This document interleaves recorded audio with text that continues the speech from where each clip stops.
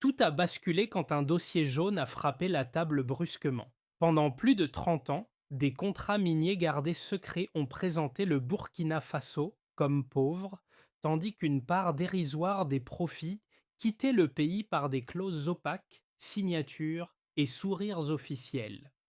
Que reste-t-il au peuple quand Ibrahim Traoré expose des dates, des chiffres et l'idée qu'une souveraineté peut se reconquérir sans demander la permission? Dans le silence d'une salle de réunion, une professeure à la retraite et un soldat transforment une preuve oubliée en détonateur politique, et le monde commence à regarder autrement ce pays enclavé. Cette histoire promet de montrer comment un pays présenté comme marginal a utilisé des preuves concrètes pour déplacer un rapport de force international. Elle éclaire ce que des contrats apparemment légaux peuvent de produire lorsqu'ils sont disséqués ligne par ligne, et pourquoi leur remise en cause ne concerne pas seulement des ministères, mais des familles entières, des écoles, des hôpitaux.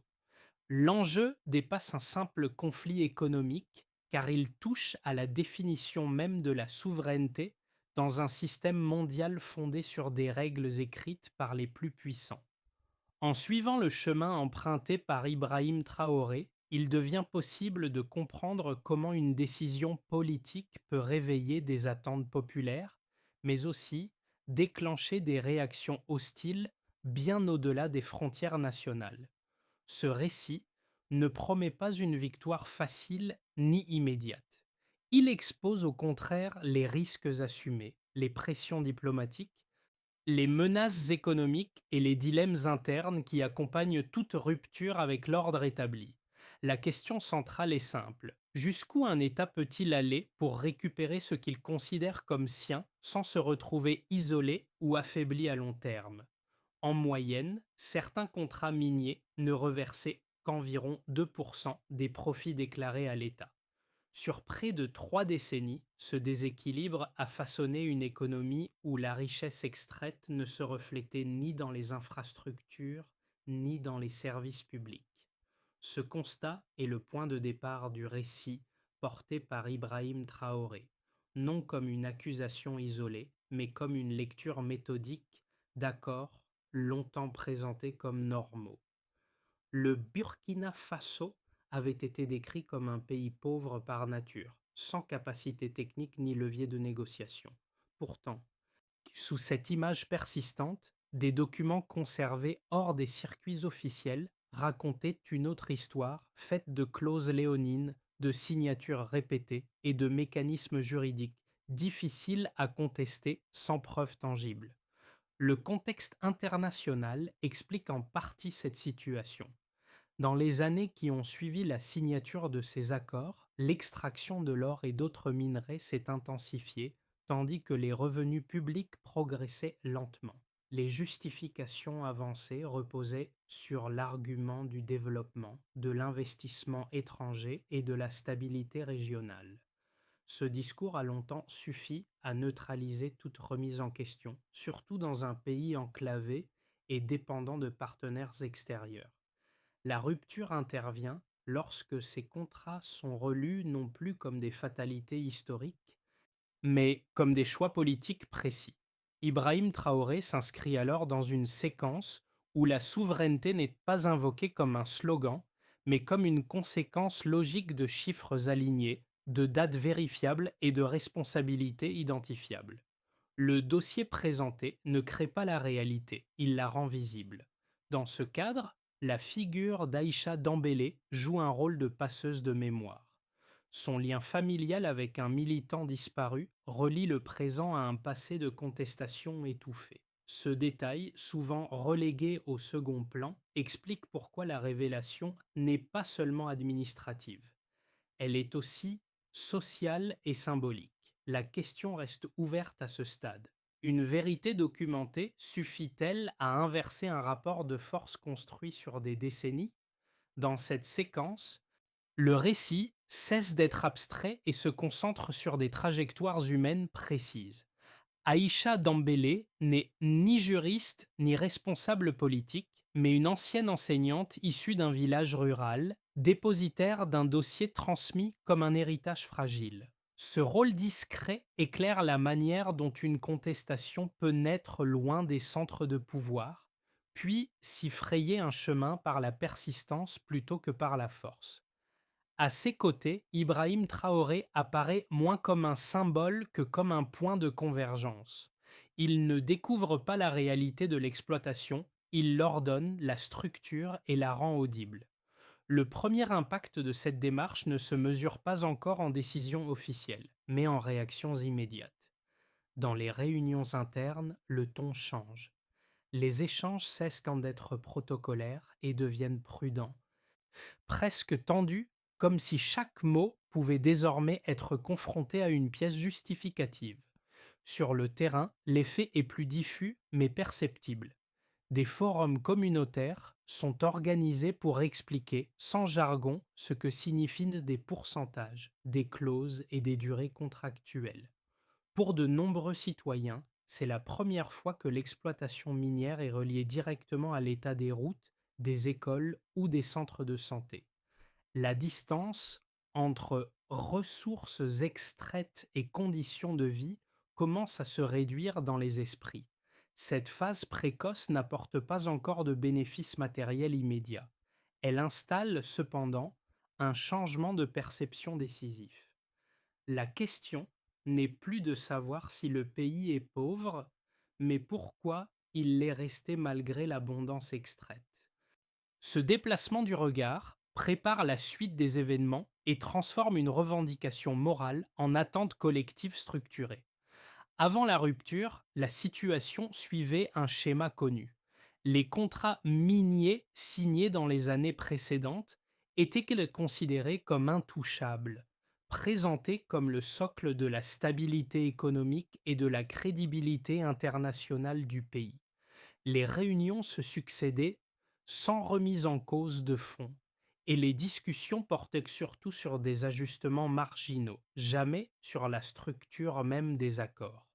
Dans ce cadre, toute contestation était perçue comme irréaliste ou dangereuse. Le point d'activation survient après plusieurs mois de préparation discrète. Des rencontres à huis clos sont organisées, loin des regards extérieurs, pour vérifier chaque document, chaque date, chaque signature. L'objectif n'est pas l'effet d'annonce, mais la cohérence du dossier. Lorsque la décision est prise d'exposer publiquement ces éléments, elle s'appuie sur une conviction simple. Sans preuve solide, aucune rupture durable n'est possible. Le moment de bascule se produit lors d'une réunion de haut niveau organisée dans un cadre symbolique, fréquentée par des diplomates et des représentants d'entreprises étrangères. Dans cette salle feutrée, le fameux dossier jaune est posé sur la table. Les échanges, d'abord formels, se figent. Chaque page présentée correspond à un engagement précis, souvent ancien, mais toujours juridiquement valable. L'effet n'est pas spectaculaire au sens théâtral, il est méthodique. Le silence qui s'installe traduit moins la surprise que la difficulté à contester des faits alignés avec rigueur. À partir de cet instant, la séquence s'accélère. Les jours suivants sont marqués par une série d'annonces successives, suspension temporaire de certains contrats, lancement d'audits indépendants, gel d'actifs liés aux accords jugés frauduleux. Le gouvernement affirme vouloir clarifier la situation avant toute renégociation. Pour la première fois, les entreprises concernées doivent répondre publiquement à des accusations étayées par des documents précis. La phase de résonance ne tarde pas. Sur le plan interne, les réactions sont contrastées. Une partie de la population accueille ces décisions comme un acte de justice attendu depuis longtemps, tandis que d'autres expriment des inquiétudes face aux risques économiques immédiats. À l'extérieur, les partenaires internationaux observent avec prudence. Certains appellent au dialogue, d'autres dénoncent une remise en cause des règles établies. Les marchés réagissent, les cours fluctuent et l'incertitude devient palpable. Dans cette montée en tension, Ibrahim Traoré choisit de maintenir le cap. Le discours officiel insiste sur la légalité des démarches et sur la nécessité de restaurer une souveraineté économique cohérente.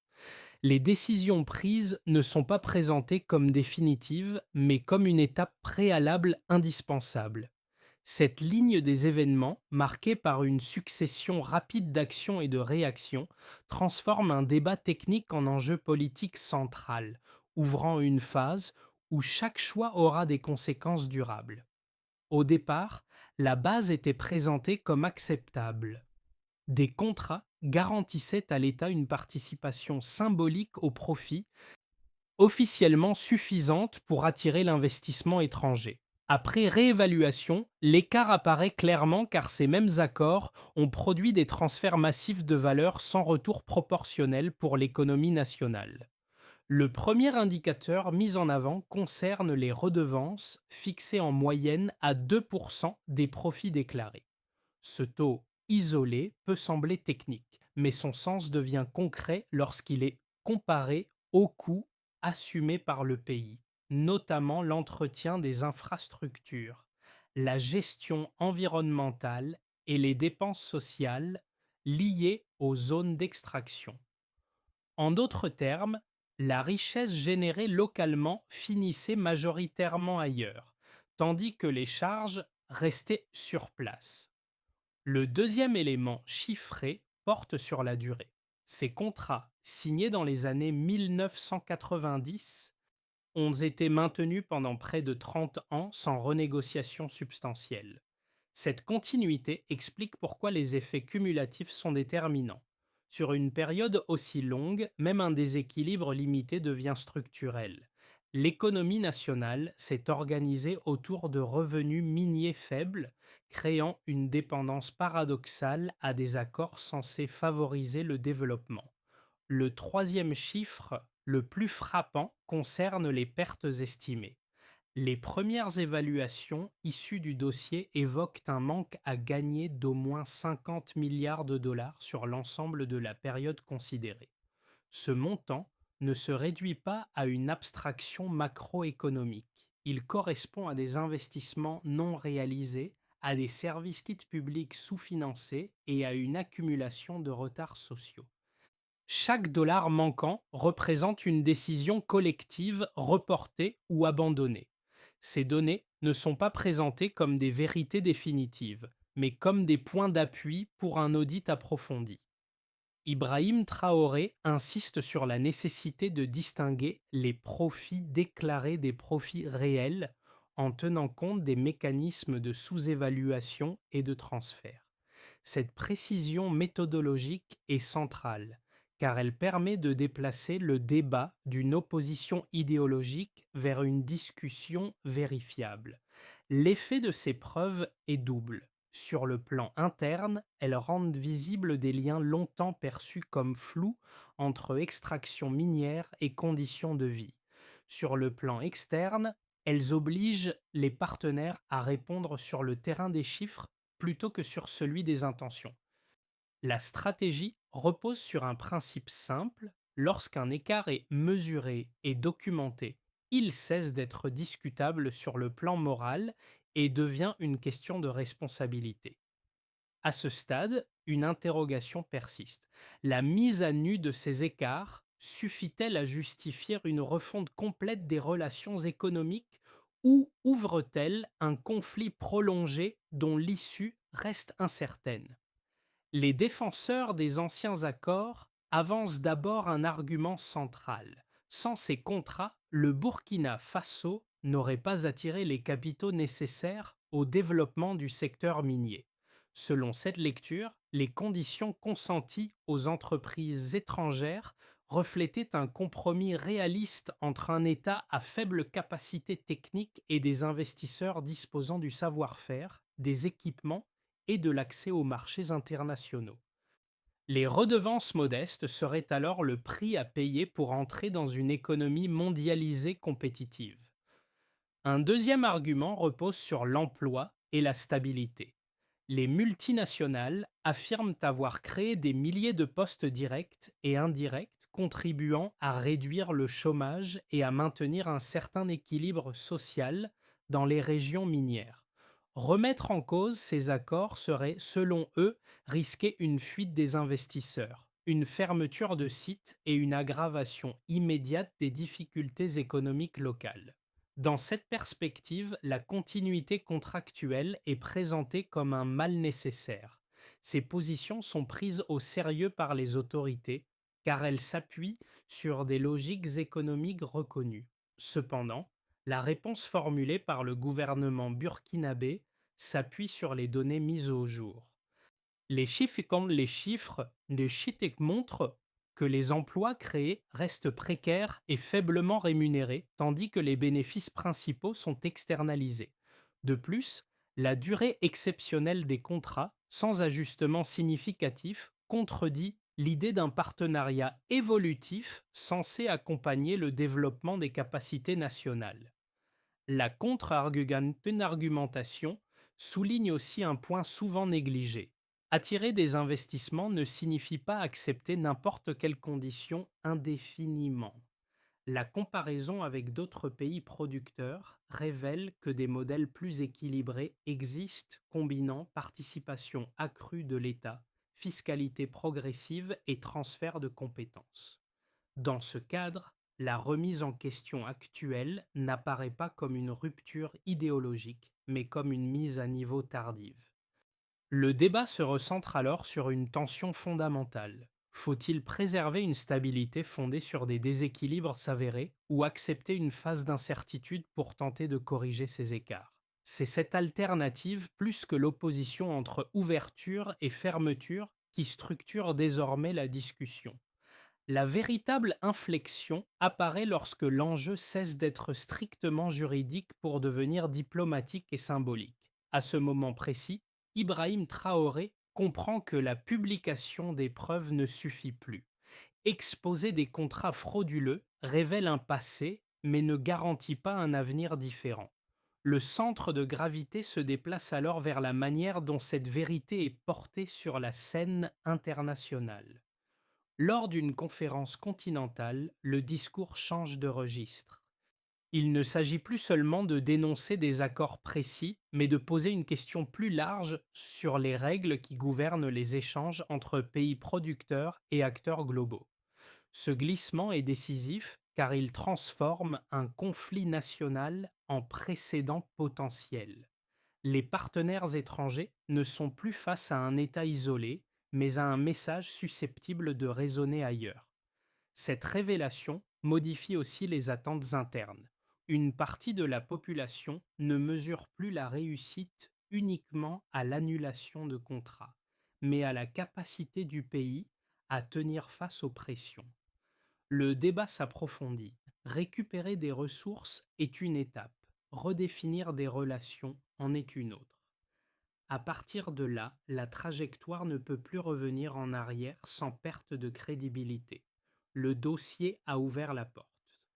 La question devient désormais jusqu'où aller sans perdre l'équilibre. Les effets de cette séquence se manifestent d'abord au niveau de l'État. Les finances publiques entrent dans une phase de transition marquée par l'incertitude. À court terme, la suspension de certains contrats réduit des flux attendus, mais elle ouvre aussi la possibilité de redéployer des recettes futures sur des bases plus transparentes. Pour l'administration, le défi consiste à maintenir les services essentiels tout en finançant des audits, des négociations et de nouvelles capacités de contrôle. Ibrahim Traoré insiste alors sur une logique de moyen terme où la crédibilité institutionnelle devient un actif aussi important que les revenus immédiats. Pour les entreprises, le choc est double.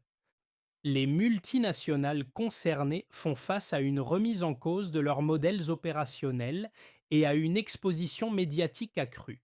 Certaines adoptent une posture défensive, d'autres cherchent le dialogue pour préserver leur présence. À l'inverse, des acteurs régionaux et locaux perçoivent une opportunité.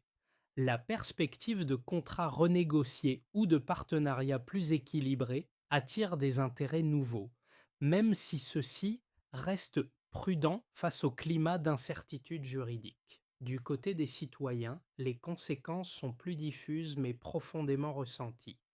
La révélation des chiffres modifie les attentes sociales. Les discussions publiques relient désormais explicitement les ressources minières à l'éducation, à la santé et aux infrastructures. Dans certaines zones, l'annonce de projets pilotes financés par des recettes réaffectées nourrit un espoir mesuré. En parallèle, la crainte de sanctions économiques et de perte d'emplois alimente des inquiétudes, rappelant que la transition comporte des coûts réels. À l'échelle régionale, la décision du Burkina Faso agit comme un signal. Des pays voisins observent attentivement les réactions internationales et les marges de manœuvre dont dispose le gouvernement. Des débats internes émergent sur la pertinence de renégocier des accords similaires.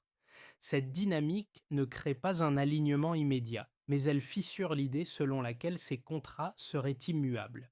Le geste porté par Ibrahim Traoré devient ainsi un point de référence, autant admiré que scruté. Ses conséquences, encore en cours de déploiement, dessinent un paysage contrasté. Elles montrent que la récupération de souveraineté n'est ni instantanée ni uniforme. Elle se traduit par des arbitrages permanents entre stabilité et transformation, entre attentes sociales et contraintes extérieures.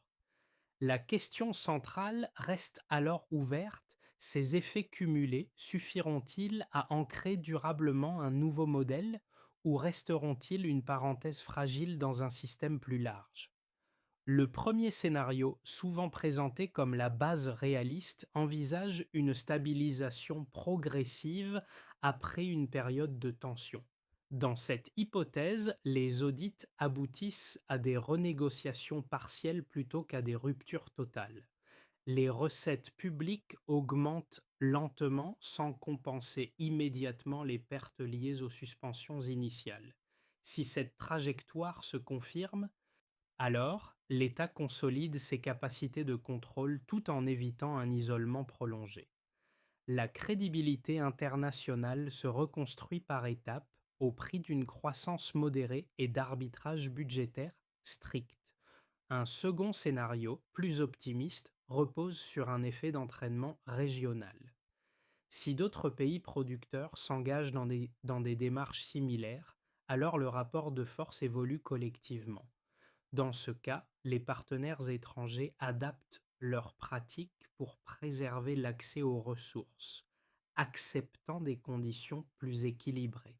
Les investissements reprennent sous de nouvelles formes, intégrant davantage de transformations locales et de transferts de compétences. Cette dynamique pourrait accélérer la diversification économique et réduire la dépendance aux matières premières brutes, à condition que la gouvernance suive. Le troisième scénario, plus sombre, anticipe une accumulation de pressions externes et internes. Si les sanctions économiques se durcissent et que les alternatives tardent à produire des résultats, alors les finances publiques se fragilisent. Les tensions sociales augmentent, alimentées par l'inflation et la rareté des emplois. Dans ce contexte, la légitimité des réformes est mise à l'épreuve, non sur le principe, mais sur leur capacité à améliorer concrètement les conditions de vie. La transition devient alors politiquement coûteuse. Ces scénarios ne sont pas exclusifs. Ils dessinent des trajectoires possibles, dépendantes de décisions successives et de facteurs externes difficiles à maîtriser. La clé réside moins dans le choix d'un futur idéal que dans la gestion des compromis. Si les attentes sont alignées avec des étapes mesurables, alors l'incertitude peut devenir un levier plutôt qu'un frein. La question demeure: quelle priorité fixer pour traverser cette période sans perdre l'élan initial? Pour de nombreux observateurs extérieurs, cette séquence agit comme un révélateur. Elle montre que les débats sur la souveraineté économique ne sont pas réservés aux cercles gouvernementaux, mais concernent directement des trajectoires individuelles.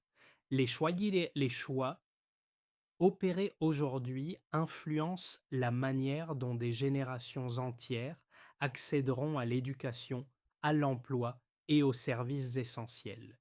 Cette dimension rapproche un dossier technique d'expérience quotidienne souvent invisible dans les analyses macroéconomiques. Pour les acteurs économiques locaux, artisans, entrepreneurs ou agriculteurs.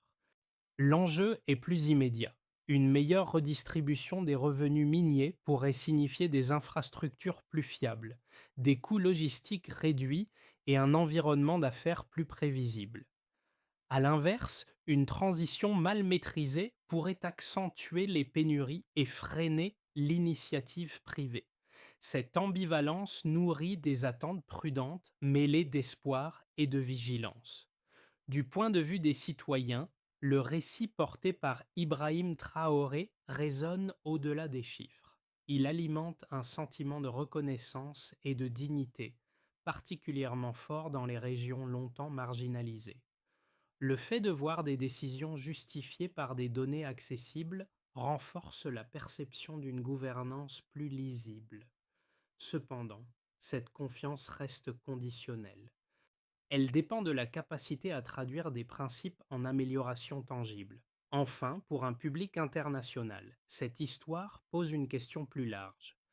Jusqu'où les règles du commerce mondial peuvent-elles s'adapter aux revendications de justice économique sans se fracturer? L'exemple observé ici invite à réfléchir aux limites et aux évolutions possibles d'un système souvent présenté comme immuable. La phase suivante repose sur une logique de construction plutôt que de confrontation permanente. La première étape consiste à finaliser des audits indépendants afin d'établir une base commune de faits reconnus à l'intérieur comme à l'extérieur du pays. Sans ce socle, toute renégociation resterait fragile et exposée à des contestations juridiques prolongées. La deuxième étape concerne la renégociation elle-même. L'objectif affiché n'est pas l'exclusion systématique des partenaires étrangers, mais la redéfinition de règles plus équilibrées. Cela implique des redevances progressives, une participation accrue de l'État et des clauses de révision régulières. Ibrahim Traoré insiste sur la nécessité d'inscrire ces ajustements dans des calendriers précis afin d'éviter les promesses sans échéance. La troisième étape porte sur le renforcement des capacités nationales. Former des cadres, investir dans l'expertise technique et améliorer les outils de contrôle deviennent des priorités. Sans ces éléments, même les meilleurs contrats risquent de reproduire des déséquilibres anciens. Cette dimension est moins visible médiatiquement, mais elle conditionne la durabilité des réformes. Une quatrième étape vise la transparence publique. Publier les grandes lignes des accords, expliquer les indicateurs de suivi et associer les collectivités locales permet de maintenir un soutien social informé. Cette ouverture sert aussi de mécanisme de pression interne pour limiter les dérives. Enfin, la dernière étape repose sur la coordination régionale. Si des cadres communs émergent entre pays producteurs, alors les marges de manœuvre individuelles s'élargissent. La trajectoire proposée n'élimine pas les risques, mais elle offre une méthode pour transformer une rupture initiale en processus structuré et mesurable dans le temps. Le récit revient alors à l'image initiale, celle d'un dossier transmis comme un objet ordinaire, presque banal. Entre les mains d'une ancienne enseignante, ce dossier n'avait ni valeur financière ni pouvoir officiel. Il portait pourtant la mémoire d'une injustice accumulée et la persistance d'une question jamais résolue. Lorsqu'Ibrahim Traoré l'intègre à une décision politique, cet objet change de statut. Il cesse d'être un symbole discret pour devenir un repère collectif. Ce basculement explique la charge émotionnelle qui accompagne la séquence. Pour une partie de la population, il ne s'agit pas seulement de contrats ou de chiffres, mais d'une reconnaissance tardive. Les sacrifices passés, les luttes étouffées et les espoirs différés trouvent enfin un écho visible. Cette reconnaissance nourrit un sentiment de continuité entre les générations, reliant une histoire personnelle à une trajectoire nationale.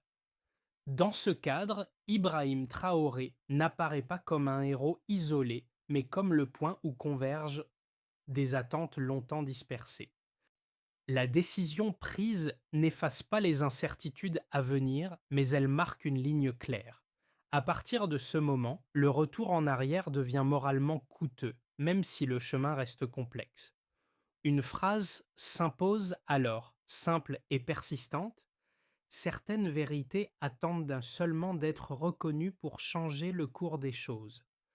À ce stade, le récit ne cherche pas à imposer une conclusion définitive. Il invite plutôt à une réflexion collective sur ce que signifie reprendre la maîtrise de ses choix économiques dans un monde interdépendant. L'expérience du Burkina Faso, portée par les décisions d'Ibrahim Traoré et par les réactions qu'elle suscite, montre que chaque avancée soulève de nouvelles questions plutôt qu'elle ne ferme le débat. Pour certains, cette trajectoire illustre un acte de courage politique. Pour d'autres, elle révèle les fragilités d'un système mondial peu préparé à des remises en cause frontales. Entre ces lectures, un espace de discussion s'ouvre, où l'on peut interroger les conditions d'un développement plus équilibré sans ignorer les contraintes réelles. L'intérêt de ce parcours tient peut-être moins à son issue qu'au processus engagé. Observer, comparer, questionner permet de dépasser les jugements rapides.